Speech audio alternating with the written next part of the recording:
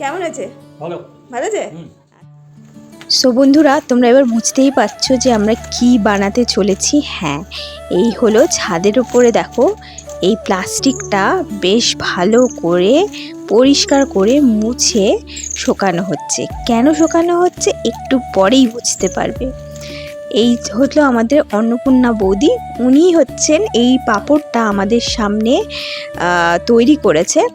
আর উনি থাকেন মুর্শিদাবাদে। আর এইটা ওনার স্পেশালিটি। আর দেখুন যে পাঁপড়গুলো ওই যে আই এম সরি, পাঁপড় বলে ফেললাম, অ্যাকচুয়ালি এটা পাঁপড়ই হচ্ছে। তো যেই আলু যেটা কাটা হয়েছে স্লাইস করে করে, সেগুলোকে একটা একটা একটা করে ভালো করে রোদ্দুরে শুকানো হচ্ছে। ভালো প্লাস্টিকটা একেবারে মুছে পরিষ্কার করে, তো এরমভাবে একটা একটা আলাদা আলাদা করে ভালো করে বিছানো হচ্ছে, একদম যাতে একটার সঙ্গে একটা না লাগে এটা দেখতে হবে, নাহলে কিন্তু পাঁপড়টা ভালো হবে না, উঠবে না। দেখো এইরকমভাবে রোদ্দুরে শুকানো হচ্ছে, আর এক রোদ্দেই কিন্তু এটাকে শুকাতে হবে, নাহলে কিন্তু হবে না। দেখো পাঁপড়গুলো হয়ে গেছে, তো আস্তে আস্তে এটা উঠে এসছে। দেখো একদম ট্রান্সপ্যারেন্ট, একদম খুব সুন্দর হয়েছে। এরকম কিন্তু বাজারে তোমরা পাবে না। তো বৌদি একে একে এগুলোকে সব তুলে নিল।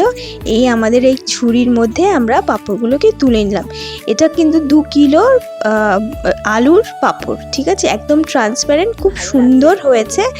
আর খেতে তো বাবাই বললো যে খুব ভালো হয়েছে। এই দেখো এই কটা আমরা পাঁপড় ভাজছি।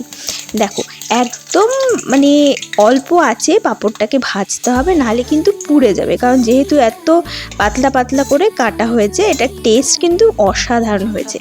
তো তোমাদের এই ভিডিওটা কেমন লাগলো অবশ্যই জানাবে, আর আমাদের অন্নপূর্ণা বৌদিকে একদম থ্যাংক ইউ বলো। আর কেমন আছে? ভালো ভালো আছে। আচ্ছা।